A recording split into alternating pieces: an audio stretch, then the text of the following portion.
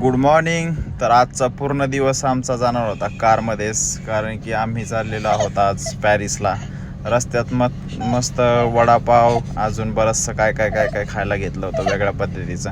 परत दुपारी खूप ऊन लागलं म्हणून रस्त्यातच नगरच्या आसपास आम्ही थांबलेलो ऊसाचा रस पिण्यासाठी. वॉल्टरला खुर्चीवरती बसवलेलं. वॉल्टर त्या मशीनकडे बघत होता. मी आवाज दिला तर माझ्याकडे पण एकदम मस्त पाहत होता. त्यानंतर आम्ही मस्त तिघही रस पिलो. वॉल्टरला पण दिला होता थोडा. आज नवीन काहीतरी टेस्ट केल्यामुळं त्याला पण रस आवडला होता. मस्त गोड लागला म्हणून तो पण 2 वेळा पिला. त्यानंतर पुन्हा आमचा प्रवास चालू झाला. थेट आम्ही पोचलो नगरच्या आसपास.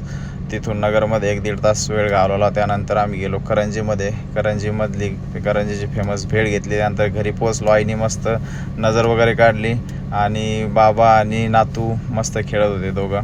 आंबे वगैरे ठेवलेले होते समोर. वॉल्टर घरी गेल्यावर मस्त रमलेला होता. तर चला, आजचा दिवस संपला. Good night, bye bye.